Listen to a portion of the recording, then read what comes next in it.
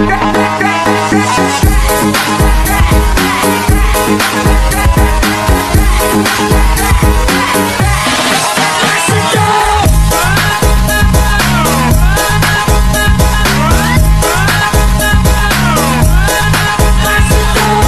cả nhà, hôm nay gia đình mình sẽ đi đến cắm trại ở một nơi có rừng, có núi, có suối, rất là mát mẻ, khí hậu rất là mát mẻ ở trong lành.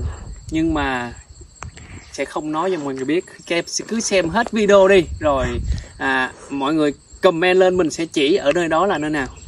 Nhớ theo dõi mình nhé. Đi.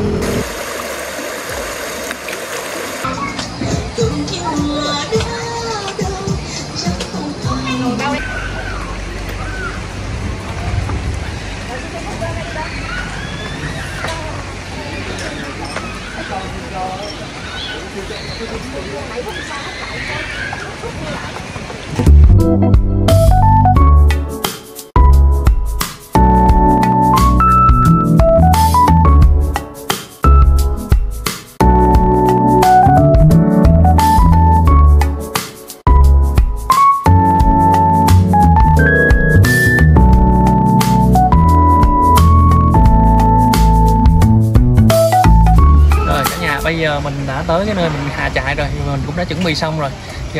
Bây giờ cũng tới giờ cơm trưa thôi, mời cả nhà mình ăn cơm trưa bên suối.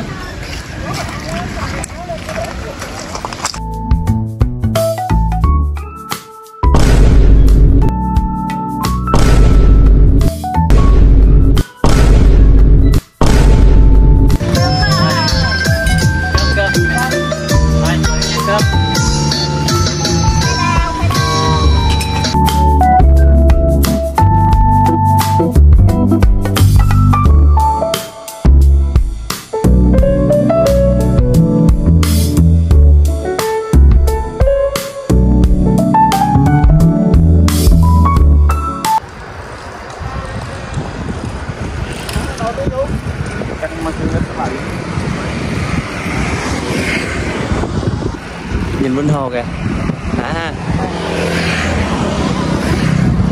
Lên xi, để cặp lên xi. Chị ơi, mát không? Đã không? Quá đã luôn. Quá đã luôn hả? Sáng sớm đập sướng luôn hả?